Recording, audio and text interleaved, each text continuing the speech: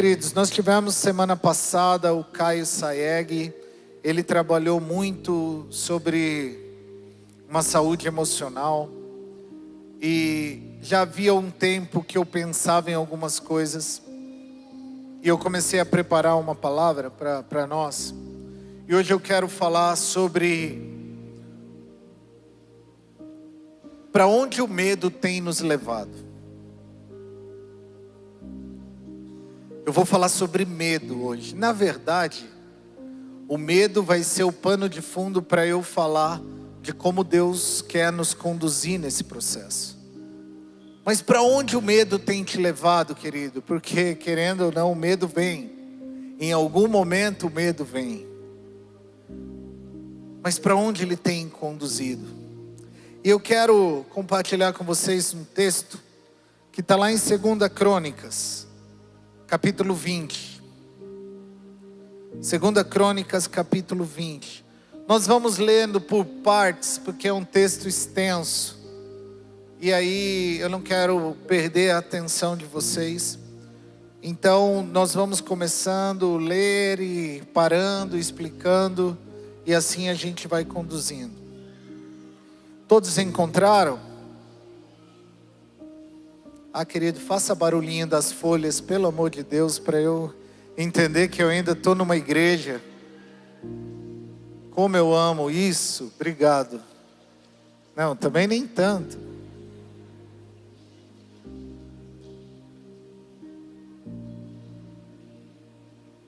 Falando o cara que está pregando sem uma Bíblia de papel aqui. Vamos lá, queridos. 2 Crônicas 20 diz assim: depois disso, os moabitas e os amonitas, com alguns dos meunitas, entraram em guerra contra Josafá. Então informaram a Josafá: um exército enorme vem contra ti de Edom, do outro lado do Mar Morto. Já está em Hazazon Tamar, isto é, em El-Gedi, ou Gedá. Aqui na NVI fala alarmado, mas nas traduções, em outras traduções vai, e teve medo, e amedrontou-se. E teve medo Josafá, e decidiu consultar o Senhor. E proclamou um jejum em todo o reino de Judá. E reuniu-se, pois, o povo, vindo de todas as cidades de Judá, para buscar a ajuda do Senhor. Então Josafá se levantou na assembleia de Judá e de Jerusalém, no templo do Senhor, na frente do pátio novo, e orou. Até aqui, segura até aqui. Depois nós vamos ler o resto do texto. Eu preciso falar algumas coisas para que você entenda. Nós temos uma cena que tá para acontecer. Josafá fica sabendo que um exército poderoso, grandioso, vem invadir e vem atacá-los. E essa notícia chega e causa medo.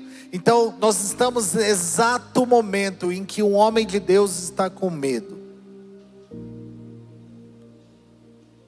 E isso acontece até hoje. Talvez está acontecendo agora. Talvez nós estamos diante de homens e mulheres de Deus que estão com medo. E é interessante entender esse contexto, porque Josafá talvez vive ali um dos melhores períodos ali do reino do sul de Judá. Ele já tinha conseguido organizar o exército, fazer as reformas espirituais que precisava, tinha restabelecido, se você ler os capítulos antes você vai entender, tinha restabelecido a leitura da lei, estava tudo bacana, estava tudo no melhor momento, mas algo aconteceu que Josafá ficou com medo. E no contexto o Espírito Santo já começou a falar comigo. Situações, elas não programam com a gente para acontecer. Situações adversas, ela não explica e fala assim: olha, irmã Glaís, se prepara, porque daqui 2 meses você vai viver não, irmã Glaís não, qualquer outra pessoa aí, vai viver um momento difícil. As coisas não são assim, querido. E nós, povo dele, vivendo as coisas dele, obedecendo ele, andando no caminho dele, nós somos às vezes invadidos por coisas que nos tiram a paz. Então não caia nesse mundo de fantasia que nós, como povo de Deus, nós viveremos, conquistaremos, somos mais que vencedores, tudo é nosso e nada nos acontecerá. Querido, esse mundo não existe. Nós fazemos parte de uma vida real, em que mesmo nos momentos bons, mesmo nos momentos que nós estamos voando em Deus, nós podemos viver e receber e ter situações que nos causam medo. E Deus nunca nos prometeu que nós não teríamos esse momento. O que Ele prometeu é que Ele estaria conosco a todo momento. Então, quando nós olhamos para isso, nesse contexto, era o melhor momento do reinado de Josafá. O melhor momento. Outra coisa que o contexto vai nos explicar: quem eram os povos que estavam vindo atacar?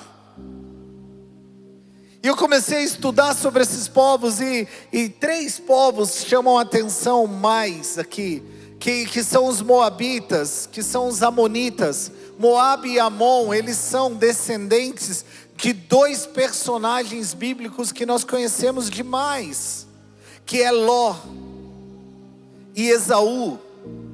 Então, olha só, eles já viveram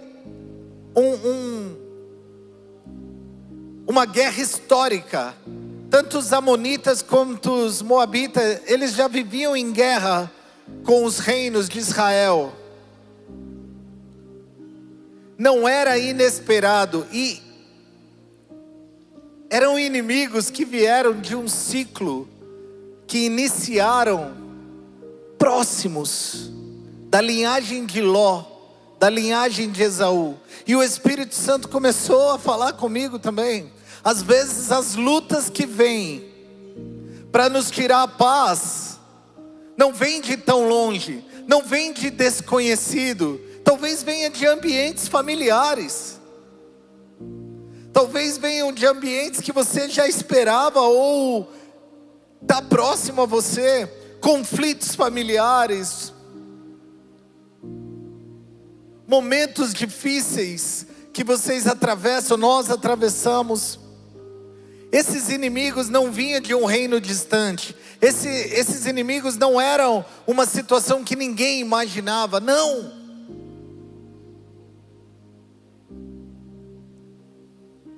Era talvez dentro do trabalho, era talvez dentro da família, era talvez um amigo, um ambiente. Então o contexto, nós nem entramos no texto. O contexto nos explica demais algumas coisas. Outra coisa que nós precisamos entender, para mergulhar um pouco mais fundo nessa pregação, é onde a Bíblia fala que eles estavam quando Josafá fica sabendo e fica com medo. A Bíblia fala que eles estavam no lugar chamado Hazazon Tamar. Esse lugar, querido, ficava perto do Mar Morto. E esse exército já habitava ali por perto. O perigo já estava rondando. Mas o exército ficou assim: eles estão lá. Ainda dá tempo. Um exército poderoso de inimigos reais estavam do outro lado do Mar Morto. Não era longe, querido. A gente imagina o Mar Morto como um oceano, né? Não era longe, querido. O problema é quando ele decide. Josafá talvez pense, agora não dá tempo mais de correr.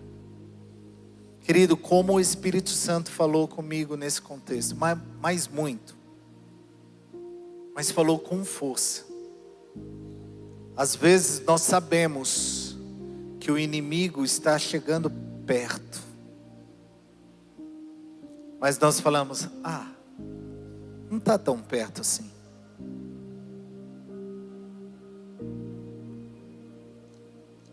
Às vezes você respondeu um WhatsApp que não era para responder. E você falando assim, não, eu estou no controle. Às vezes você começou a assistir uma coisinha que não era para você assistir. E você está do outro lado do Mar Morto. Não está tão perto assim.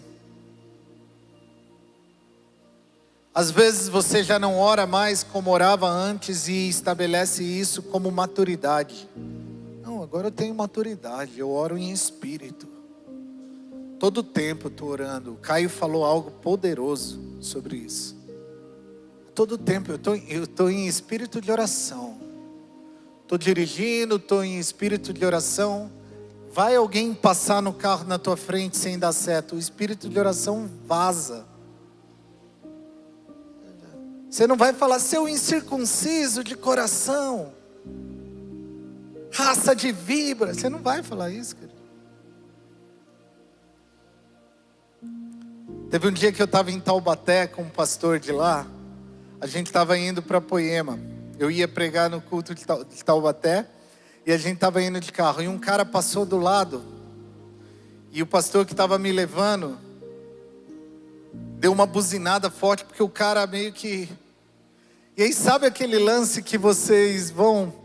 E aí para o semáforo fecha. E aí você vai... E você vê que o cara que vai encostar do lado... Não tem jeito, ele vai olhar para você. Ou você dá uma de durão, ou você olha para o outro lado, assim. Aí o cara baixou o vidro e eu que estava aqui. Falei, pronto, agora eu que vou pegar, eu vou pregar, gente. Aí o cara baixou o vidro. Falei, eu não vou baixar o meu. De jeito nenhum.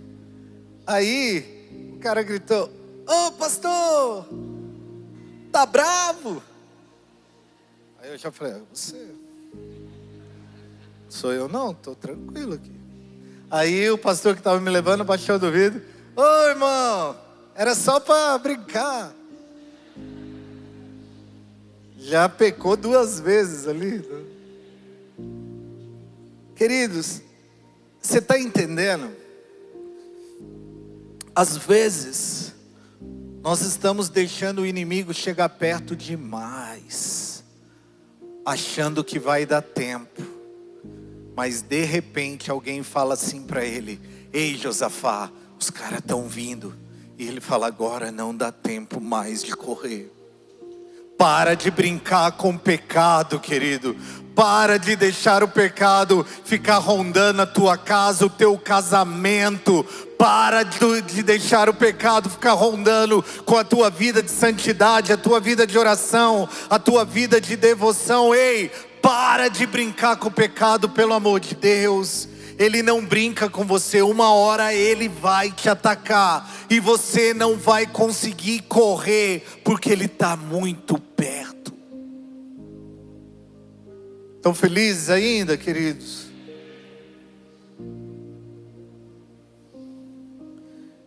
Esses dias eu me peguei assim, eu falei, opa.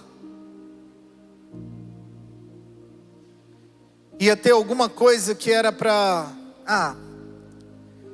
ia ter uma Zadok de quarta-feira de manhã.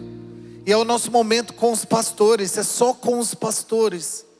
E é maravilhoso, Deus trata ali. E essa quarta-feira não teve. E aí eu fui invadido de um sentimento de falei, caramba, que bom, mano, quarta não tem. Vou estar livre quarta de manhã. Eu falei, está repreendido, Satanás. Olha onde já estava indo. Meu coração já querendo fazer outras coisas, substituir as outras coisas e não ver mais prazer. E aí eu comecei a pensar, o que eu estou fazendo diferente? Será que eu estou lendo menos, orando menos, buscando menos? Alguma coisa eu estou deixando de fazer para que esse sentimento de não ter um momento tão especial para mim, que sempre foi um momento tão especial para mim, fosse celebrado por dentro. E eu comecei a falar, Senhor, sonda o meu coração, vê se há em mim algum caminho mau e guia-me pelo caminho da justiça. Não deixa, Pai, não deixa. Se o Senhor está enxergando no meu coração, querido, nós precisamos ligar o sinal de alerta a todo instante. Amém? Amém? Eu lembrei da história de um irmão temperando um porquinho. Mas não vou, né, não é momento para isso hoje. Outra coisa. Por que gerou medo? Por que gerou medo? Porque aquele povo, ele já tinha vivido um cativeiro. Ele sabia o que era ser dominado por um exército inimigo. Eles já sabiam, eles já entendiam o que era e o que causava a escravidão, a humilhação. E quando eles ouviram que o exército estava vindo, querido, aquilo gerou medo, porque nós somos assim.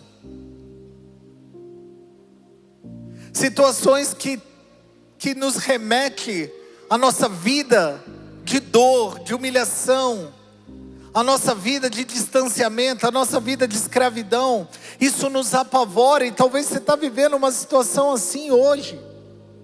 Querido, tudo isso que eu falei para você é só o contexto dessa pregação. E aí nós precisamos entrar no texto para você entender como Josafá viveu esse momento de medo.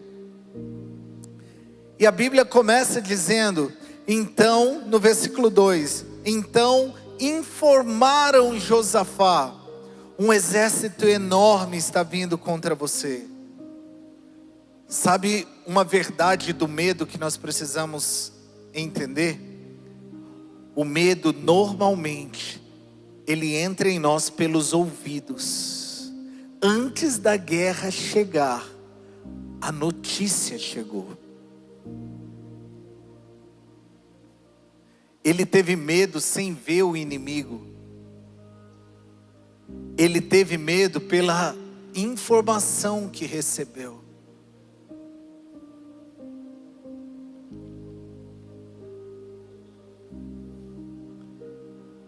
Talvez essa informação teus exames deram isso. Talvez as informações olha, eu vi alguém fazendo isso. Talvez você tenha ouvido coisas que têm antecipado as guerras dentro de você. As más notícias têm chego antes mesmo das guerras chegarem.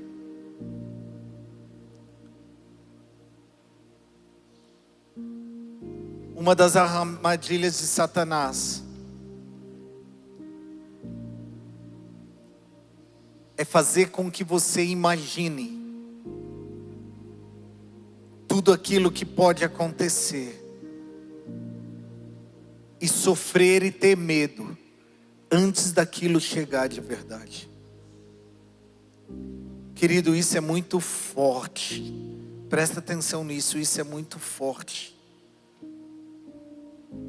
Eu gosto muito de estudar sobre SPA, porque eu luto contra a SPA, que é a síndrome do pensamento acelerado.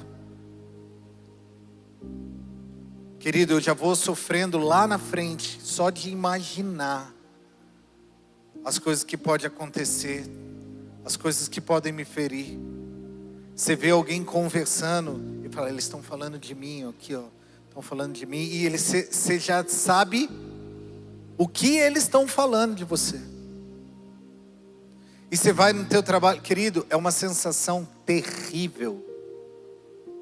Você entra no teu trabalho, parece que você fica assim, eles estão maquinando para me derrubar, para tirar meu cargo, e você vai tendo taquicardia, você vai suando frio, e o ambiente de trabalho já não fica mais legal. E o medo vem, o terror vem, e você sofre aquilo, porque hoje a pregação é, para onde o medo tem te levado? Antes de acontecer, as notícias chegam. Antes de acontecer, o diabo sopra para que você sofra tudo aquilo que você imagina que vai sofrer. Mas a palavra nos ensina uma outra coisa. Querido, essa palavra primeiro pregou para mim, para o meu coração, lendo e sendo ministrado.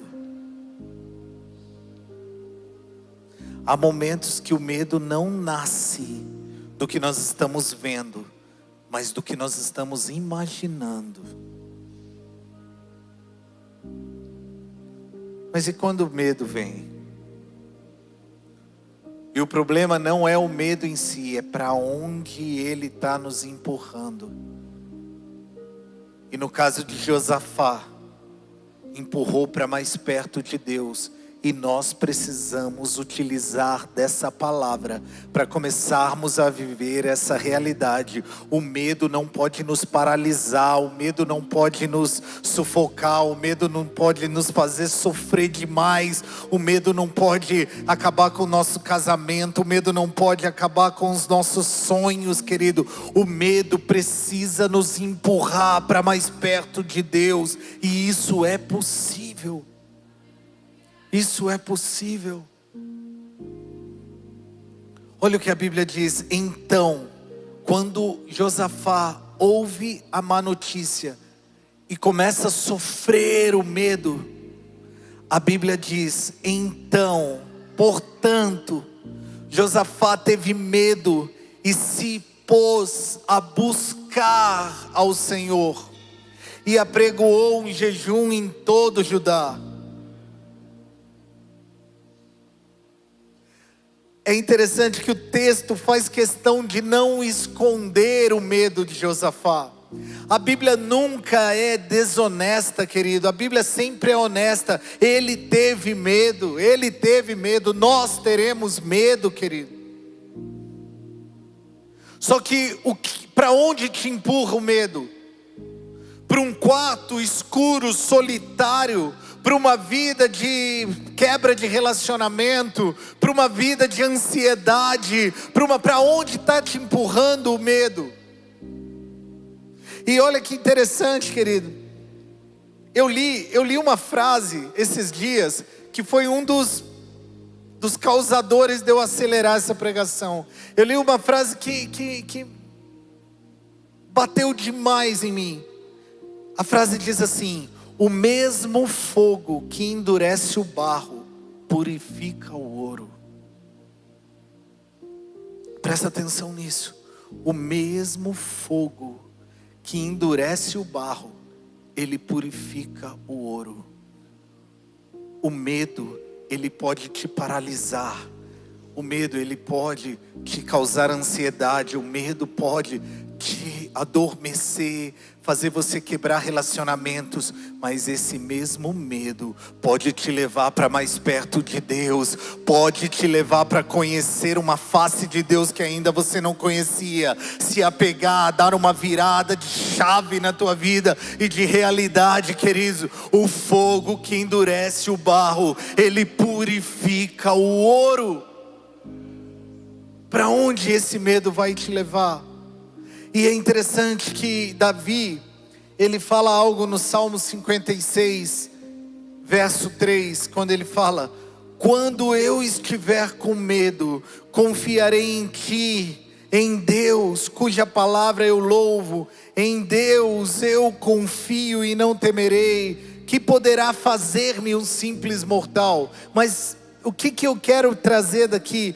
Quando eu estiver com medo, a Bíblia não fala que o medo não existirá. A Bíblia reforça: um dia você vai sentir medo, mas quando você tiver medo, confia nele. Confia nele.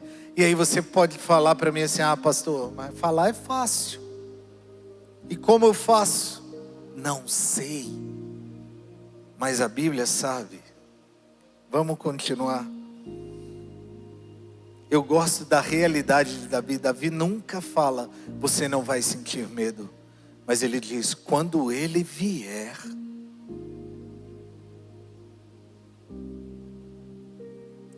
E ele pode vir no melhor momento, querido.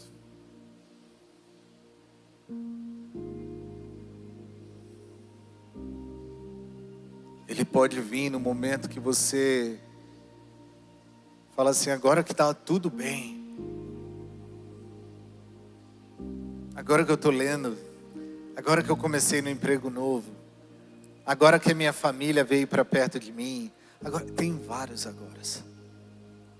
Mas eu queria que você lembrasse sempre dessa frase: o fogo que endurece o barro é o fogo que purifica o ouro.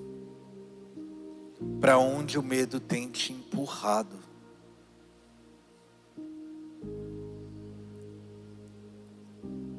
E aí você diz assim: como? Como eu vou vencer isso? Josafá já deixa alguns sinais claros. E o primeiro deles é: nunca é sozinho. Porque a Bíblia fala: onde dois ou mais estiverem reunidos. Guardem essa frase: dois ou mais. Dá para ver que um monte de gente não assistiu a conferência. Porque senão era para vocês tudo estar glorificando. Tenha pelo menos curiosidade. O que é esse negócio? E assista a conferência. Foi maravilhoso. Presta atenção. Com medo, Josafá decidiu consultar o Senhor e proclamou um jejum em todo o reino de Judá. Agora pega isso aqui, querido. Reuniu-se, pois, o povo, vindo de todas as cidades de Judá para buscar do Senhor. Então Josafá se levantou no meio da assembleia de Judá e de Jerusalém, no templo do Senhor, na frente do pátio, e orou. Ele não foi orar sozinho, querido. Ele não foi lutar a guerra sozinho. Ele começou a falar: ei, povo, você vem comigo, vamos nos reunir aqui, junta aqui comigo. Eu sozinho, o exército é muito grande, eu preciso de você, querido. O que acontece é que tem momentos que nós passamos o maior período de crise. Sabe o que nós fazemos? Nos isolamos, começamos a parar de ir no GC, começamos a parar de ir na igreja, queremos ficar sozinho. Essa luta você não vai vencer sozinho, querido. E aí você fala assim: ah não, sou eu e Deus. No Novo Testamento, Deus estabeleceu um corpo. E se você não fizer parte do corpo, você vai estar fora do propósito maior que Ele mesmo estabeleceu. O corpo vai ajudando e as células vão uma ajudando a outra. Cada órgão do corpo vai ajudando o outro. Então, você é um ser plural. Nós somos o eu. Nós somos. Tem que ser assim, querido. Não dá para você ir sozinho. Começa a reunir as pessoas e fala: ei, chegou uma hora na minha vida que eu estou precisando jejuar, porque está tendo uma batalha, eu preciso me levantar, eu estou com medo, mas eu não vou buscar sozinho, vem comigo, por favor. E agora, uma coisa que eu falo que são segredos que Deus revela e ilumina. Quando eu falei assim, Deus, eu não posso caminhar sozinho, eu tenho que ter meus amigos. Ontem eu estava num momento com meus amigos, dando risada e sendo fortalecido ali, e eu falava, que maravilha. E a Bíblia ensina algo, querido, aqui, que está escondidinho, mas que pode ser revelado e iluminado. Ele fala assim: então Josafá foi no templo do Senhor.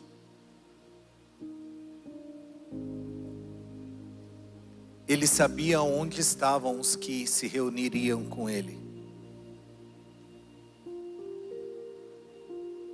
Não vá buscar ajuda em qualquer lugar, querido. Não vai buscar ajuda financeira no Tigrinho. Não vai buscar ajuda psicológica em qualquer coach aí do YouTube. Cuidado aonde você tem buscado aqueles que vão estar se levantando com você para lutar as guerras que vêm contra ti. Josafá reuniu o povo diante daquele que poderia mudar a vida dele e as circunstâncias. Agora presta atenção. Esses que estão te cercando, estão te levando para a porta do templo? Ou para mais longe da presença? O povo que vai vencer na guerra com você, ele não se opõe a ficar perante o Deus verdadeiro. Será que aqueles que estão te aconselhando, eles estão te levando para os pés do Senhor? Ou te fazendo viver as tuas vontades? Ei, você tem que ser feliz mesmo, rapaz. Para de ser bobo. Aí a gente está fazendo, eu esqueci de falar, olha como põe o recado, né? Aí a gente está fazendo a reforma da igreja. E você pedir conselho para um cara ou uma pessoa que não tem nada de Deus, ele vai falar: mas deixa de ser bobo, fica dando dinheiro para essas coisas aí, ninguém reforma a tua casa. E você fica: é mesmo, né? Querido, tem coisas que vai te levar para longe, mas Deus nunca vai deixar sozinho. Tem os 7.000 que não se dobraram também. E você vai encontrar um exército que você vai falar assim: ei, vamos para a porta do templo que eu tenho uma batalha chegando. E essa pessoa fala: vamos junto, nós estamos aqui, vamos nos reunir em oração. O Rony falou assim: ei, eu preciso orar 5 horas da manhã na igreja. Um doido, mais doido que ele, falou: eu tô junto, vamos lá. E começaram a orar. As meninas, as mulheres estão vindo orar aqui pela manhã, na quinta-feira. E vamos nessa, vamos orar, vamos estar junto. Ei, como estão, para onde estão levando você o grupo que você tem pedido ajuda e socorro? Isso define. Ei, jovens, agora é contigo. Influeiros e base. Deus já preparou pessoas que vai te levar para o lugar da presença. Vai passar perrengue com vocês, Mas a Bíblia fala que é de frente à porta do templo. É ali, na presença. Agora, para onde estão te levando as tuas amizades? Felizes? E aí, no versículo 6, para mim, está presente uma das orações mais fortes do Antigo Testamento. Querido, essa oração, escreve ela, guarda na carteira. Brincadeira. Parece, lembra dos antigos que fazia isso, né? Oração de São Cipriano. Aí você vai lendo. Querido, essa oração era boa de você ler todo dia, quando você tiver medo.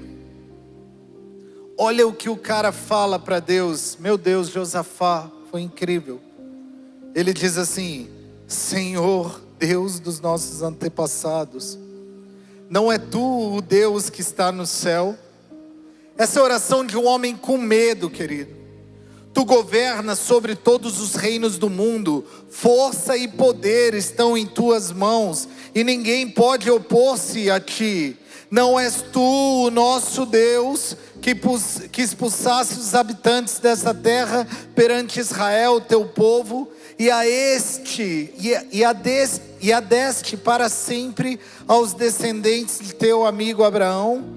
Eles a têm habitado nela e construíram um santuário em honra ao teu nome, dizendo: se alguma desgraça nos atingir, seja o castigo da espada, seja a peste, seja a fome, nós nos colocaremos em tua presença diante desse templo, pois ele leva o teu nome, e clamaremos a ti em nossa angústia, e tu nos ouvirás e nos salvará. Só que a história não termina aí. Olha ainda o que ele continua dizendo.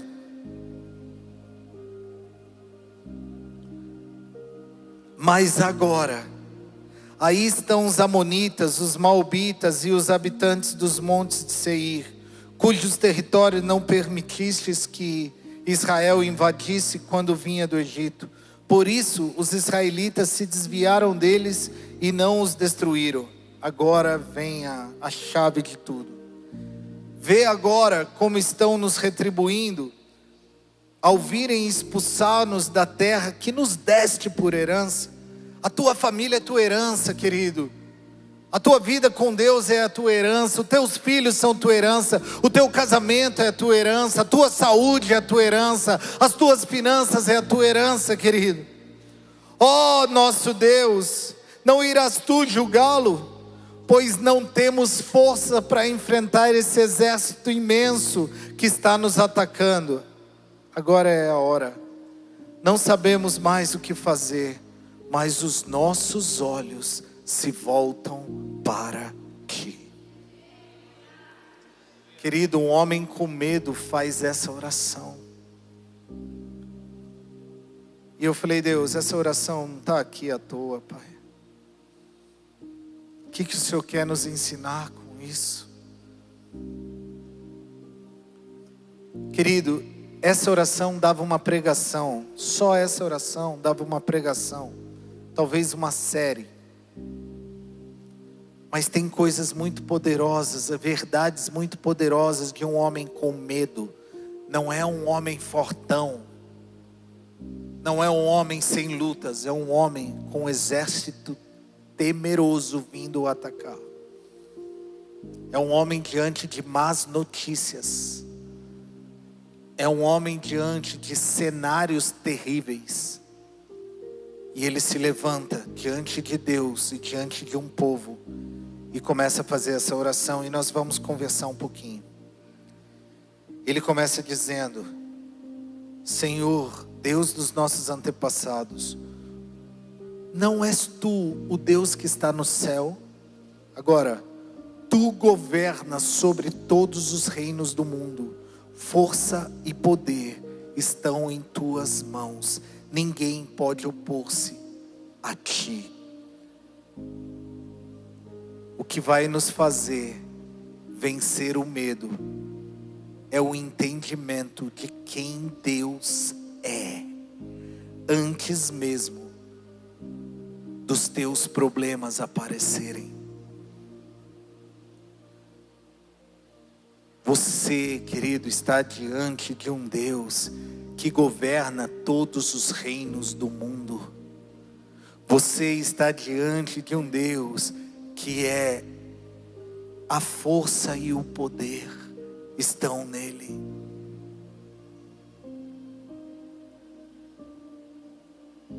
Olhar para o caráter de Deus antes do tamanho do teu problema vai mudar toda a circunstância do que você tem enfrentado.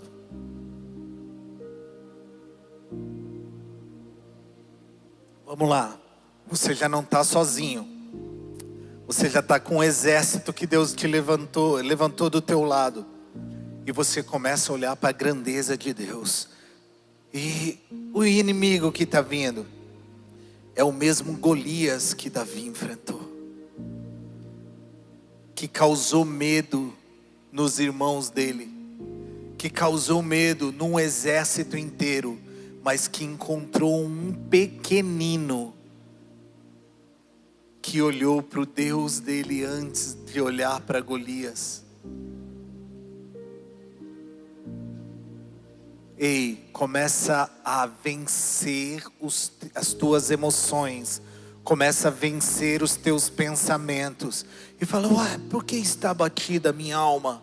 Por que se perturba dentro de mim? Eu tenho um Deus que nunca perdeu uma batalha. Eu tenho o médico dos médicos. Eu tenho Jeová Nissi, Jeová Shalom, Jeová Rafá, Jeová Jireh.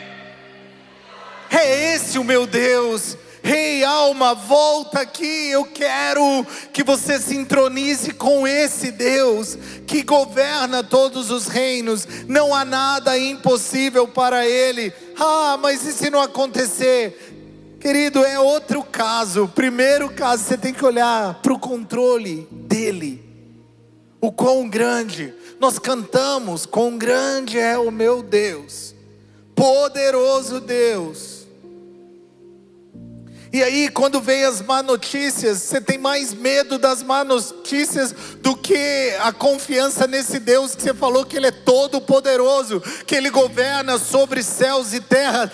Presta atenção nisso, querido. Ele governa sobre céus e terra. E quando a tua humanidade gritar dizendo: eu tenho medo dessa situação, você fala: eu elevo os meus olhos para os montes, de onde virão o meu socorro? O meu socorro, ele vem do Senhor. Eu preciso tirar os meus olhos dessa circunstância. Como? Também não sei, querido.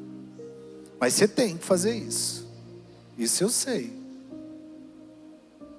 Cada um vai fazer isso de um jeito, querido.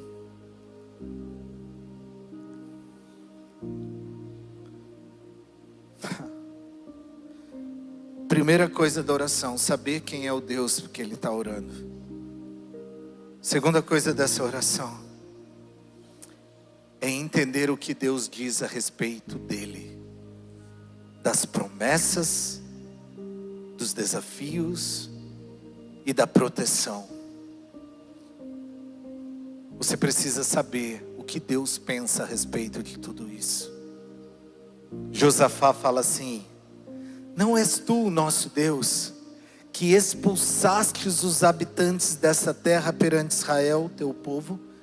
Não é o Senhor que já expulsou esses caras daqui, Deus? Não é o Senhor que entregou aos teus descendentes e os descendentes de Abraão? Esses descendentes têm habitado nela, construíram um santuário em honra ao teu nome. E o Senhor disse que se alguma desgraça atingir, seja castigo da espada, seja peste, seja fome, nós nos colocaríamos em tua presença diante desse templo, pois ele leva o teu nome, e conclamaremos em ti a nossa angústia, e tu nos ouvirás, e tu nos salvarás. Foi o Senhor que prometeu tudo isso. Ei Deus, nós não estamos pleiteando uma coisa nossa, um entendimento nosso. Nós não estamos buscando algo para o meu eu, para mim. Não, Senhor, é a Tua palavra. O que a Tua palavra diz sobre a minha família? O que a Tua palavra diz sobre os meus dias? A Bíblia fala que os Teus pensamentos, Deus, são mais altos que os meus pensamentos. A Tua palavra diz, Senhor, e você começa a viver o que a palavra fala e se apega a isso. Para isso você tem que entender quem é o teu Deus, e você tem que entender o que Deus derramou sobre o povo dele.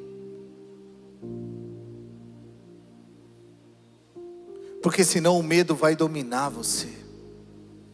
O medo vai te levar para a paralisia, o medo vai te levar para a ansiedade. E ele não estava sozinho falando isso.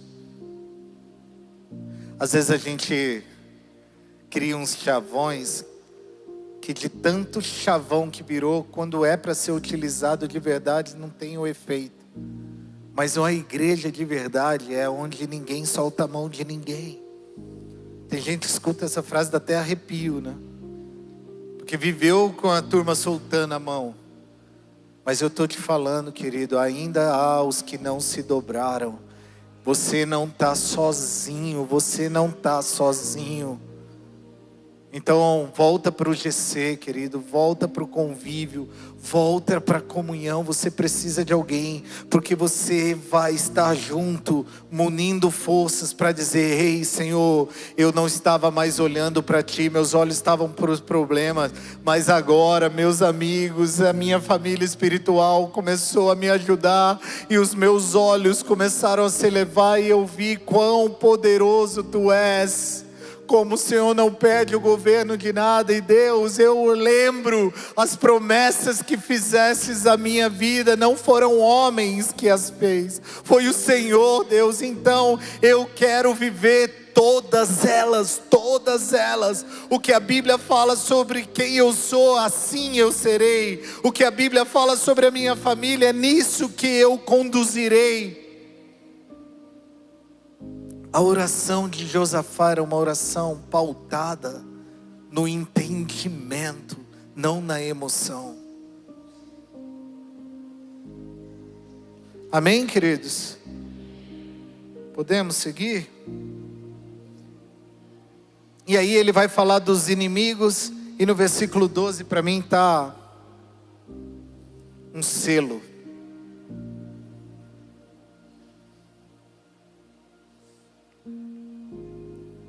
Querido, escreve esse versículo em algum lugar e fica meditando nele. Por favor. No versículo 12 diz assim: ó nosso Deus, não irás tu julgá-los? Agora, olha quem está fazendo essa oração poderosa. Pois não temos força para enfrentar esse exército imenso.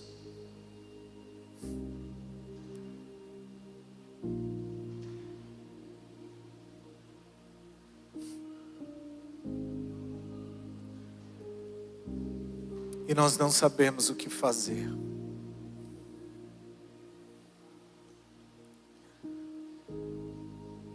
Dois momentos na nossa vida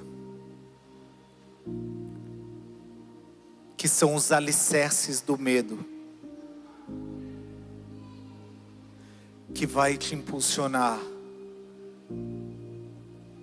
ou para uma frieza ou para uma busca.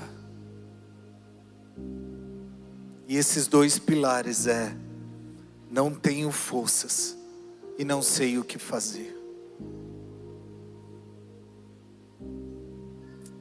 Todo mundo vai chegar um momento na vida que ou você não vai ter forças, ou você não vai saber o que fazer, ou você não vai ter forças e também não vai saber o que fazer.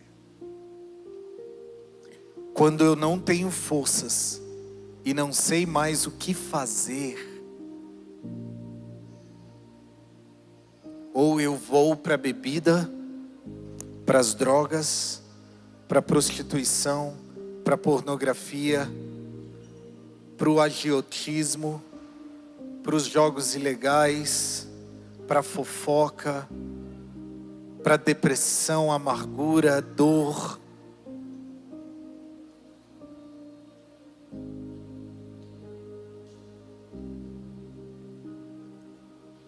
Ou eu vou falar assim: mas os meus olhos, eles se voltam para ti. Deus, o Senhor aceita os olhos de um cara que não tem mais força? Deus, você aceita olhar para os olhos de alguém que não sabe mais o que fazer? Deus, eu já errei muito, eu já tentei de diversas formas, Deus. Eu já quis pôr a minha humanidade, o meu controle, a minha inteligência. Eu já quis fazer de tudo, Senhor, não deu. O que eu faço agora? O que eu faço agora? E o salmista diz: eleva os meus olhos para os montes, de onde vem o socorro? O meu socorro vem do Senhor, que fez os céus e a terra. Então, quando você não sabe o que fazer, os teus olhos têm ainda a opção de olhar para Ele. E quando você não tem mais força, a Bíblia diz em 2 Coríntios 12, Ele, porém, me disse: a minha graça é suficiente para você, pois o meu poder se aperfeiçoa na sua fraqueza. Portanto, eu me gloriarei ainda mais alegremente nas minhas fraquezas, para que o poder de Cristo repouse em mim. Por isso, por Cristo, alegro-me nas fraquezas, nos insultos, nas privações, nas perseguições, nas angústias, pois quando sou fraco, então é que eu sou forte, porque a tua força prevalece em mim e não mais a minha. É por isso, querido, que Josafá falou: eu não tenho mais força e eu não sei mais o que fazer, mas os nossos olhos se voltam para ti.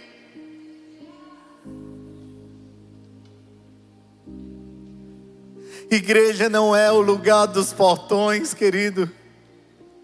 Igreja não é o lugar do sabe tudo, querido. Igreja é um monte de gente perdida e fraca que tem a possibilidade de olhar para Ele. Que tem um irmão que fala assim: ei, você está olhando para a direção errada, Ele está lá. E aí você e você não sabe o que fazer. Daqui a pouco, lá num GC, o cara fala assim: ei, olha para cá, é aqui que ele está. Você está olhando para as circunstâncias, você está olhando para Golias, você está olhando para esse filisteu que está derrotando todo o exército. Ei, eleva os teus olhos estão no plano horizontal, mas eleva, é lá no alto que Ele está, é além das circunstâncias. Eleva os teus olhos, tem que ter uma mudança de olhar, querido. E se eu não conseguir, olha para o teu lado, tem um monte de gente que está com você até você conseguir, e você não vai estar sozinho, e vamos para cima. 2 ou mais vai ter. Amém?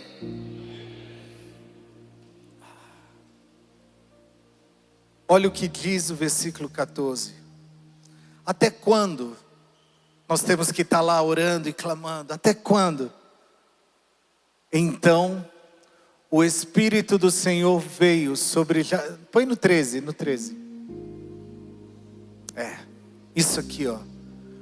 Todos os homens de Judá, com as suas mulheres e os seus filhos, até os de colo, estavam ali em pé diante do Senhor.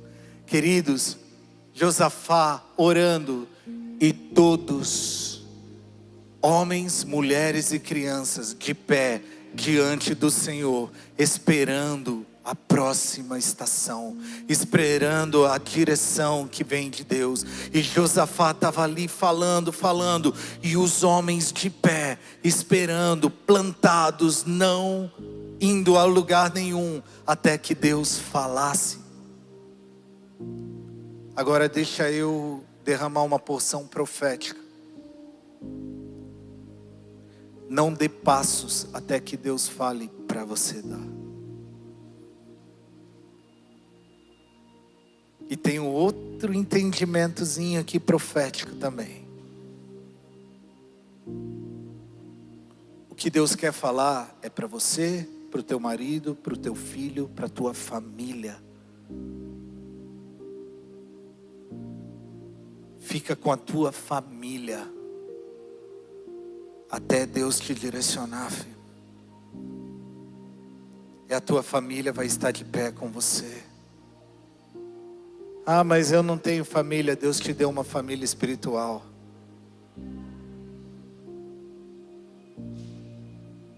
Todos os homens de Judá, com suas mulheres, seus filhos, até os de colo, estavam ali de pé diante do Senhor. Agora é a hora. Então o Espírito veio.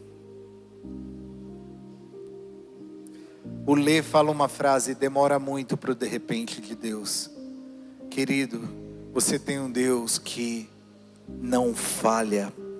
Você tem um Deus que Ele não se move no Cronos, Ele se move no Kairos. O tempo de Deus, Ele é perfeito, e na hora dEle, Ele virá. E a Bíblia fala: então o Espírito do Senhor veio. E começou a tomar um homem, e esse homem começou a profetizar. E põe no versículo 15. Quando nós nos posicionamos para esperar por Ele, e Ele vem. E Ele assume o controle. Querido, feche seus olhos um pouquinho.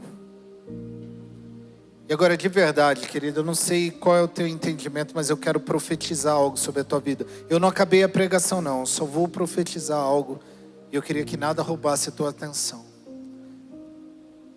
Você tem orado e você tem sentido medo. E nós estamos aqui exatamente nessa posição. Juntos, de pé, esperando por Deus. Posicionados. E o versículo 15 é o Espírito falando ao teu coração. Escutem. Todos os que vivem em Judá e em Jerusalém. Assim diz o Senhor.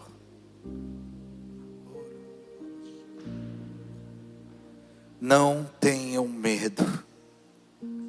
Nem fique desanimado por causa desse exército enorme. Pois a batalha não é de vocês. A batalha é minha, diz o Senhor.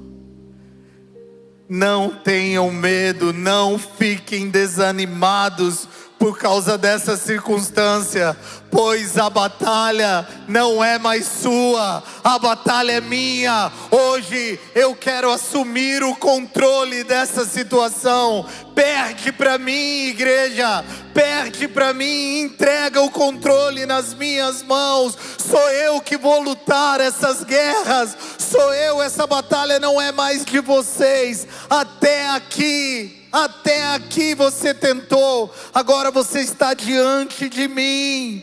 Veja, não tenha medo, nem fiquem desanimados. Eu assumo o controle. Aleluia, aleluia.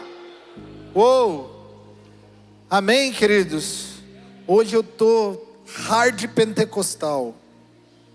Segura eu, Lucas. Cadê o Lucas? O Lucas é meu parceiro lá, ó. Versículo 17.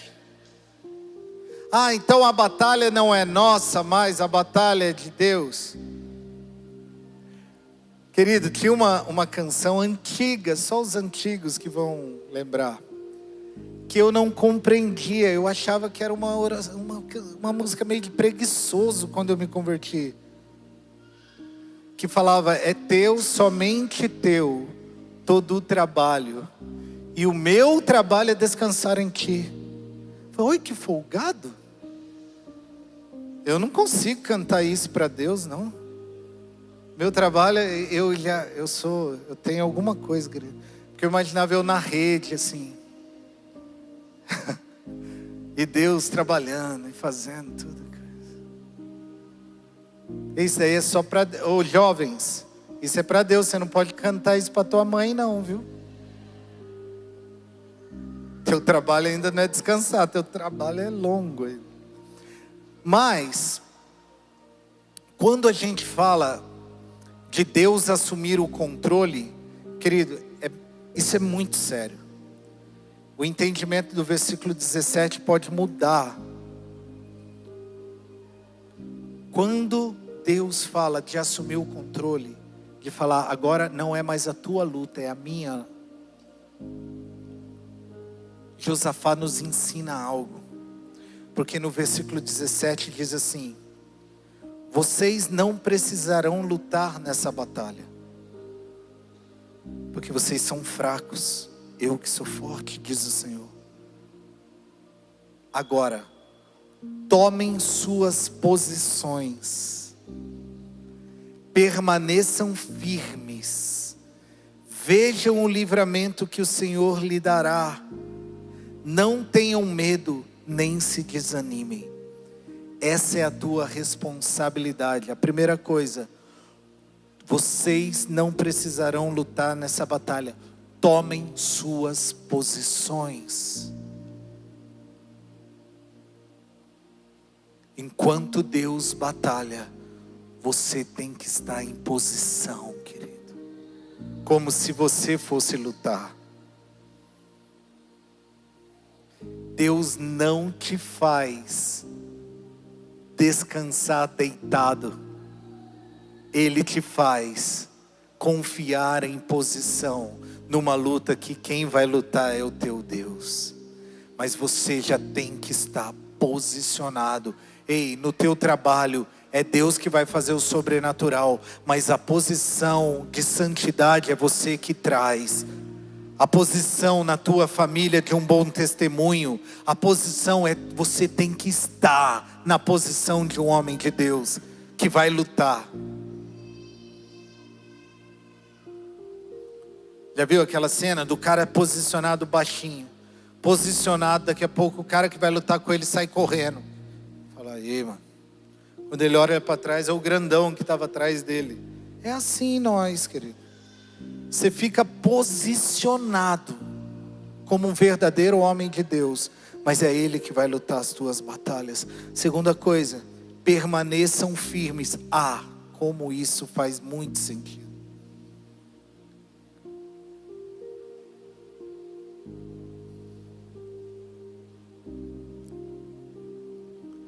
Quem deteve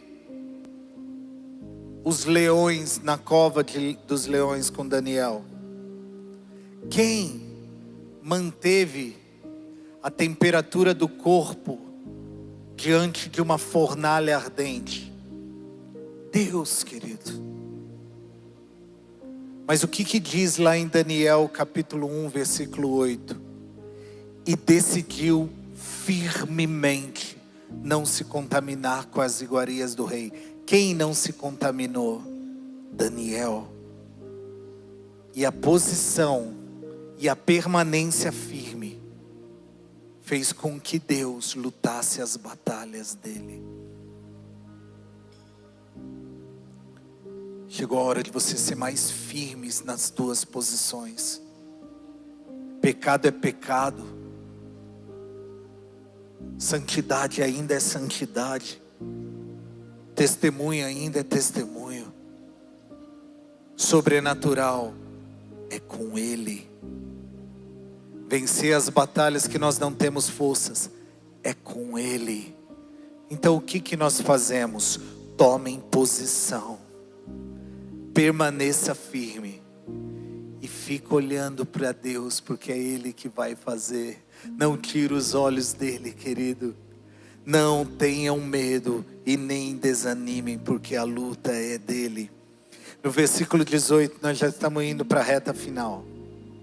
Versículo 18 diz assim: Josafá prostrou-se, o rosto em terra, e todo o povo de Judá e de Jerusalém prostraram em adoração perante o Senhor.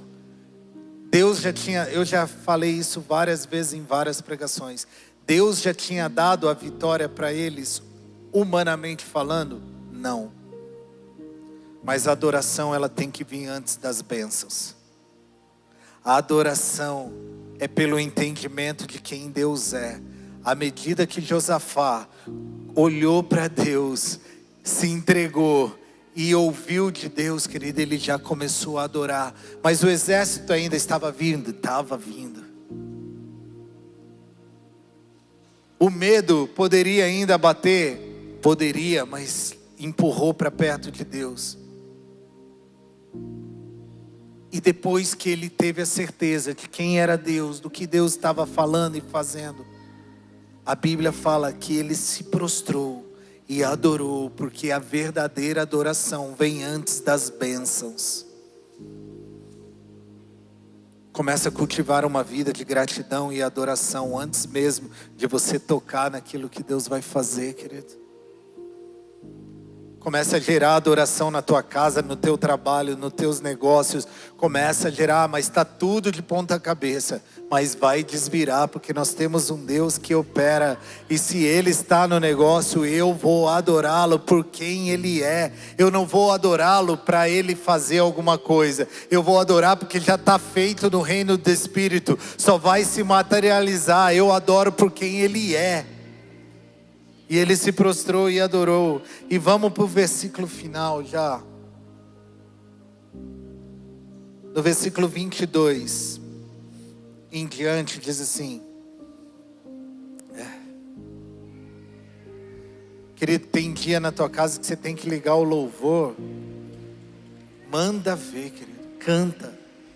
Começa a adorar, faz igual a Rai, grava. Que depois vira tesouros preciosos. Você já viu o André cantando? Canta.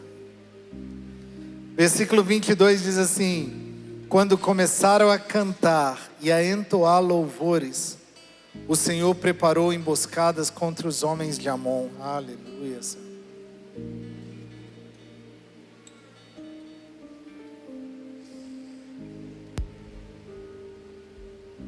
Deus estava com a Jardele naquele hospital, no médico.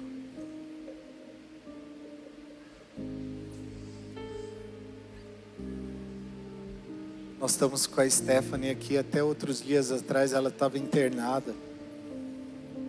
Quantos testemunhos nós estamos vendo e vivendo, querido. Começa a louvar o teu Deus. Quando eles começaram a cantar e entoar louvores, o Senhor foi lutando.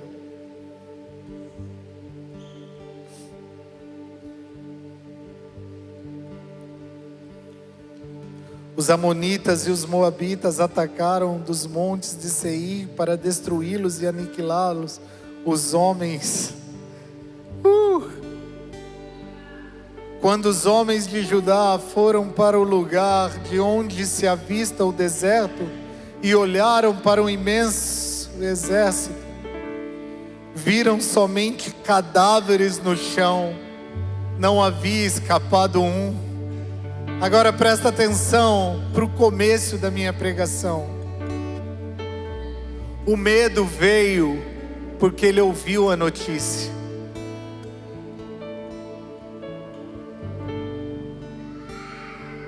Mas o medo não empurrou para a paralisia.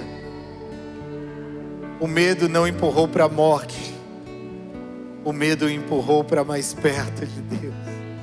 E aquele exército que ele ouviu falar que estava vindo, diante do trabalhar de Deus, quando eles olharam, A Bíblia fala que eles viram somente cadáveres no chão.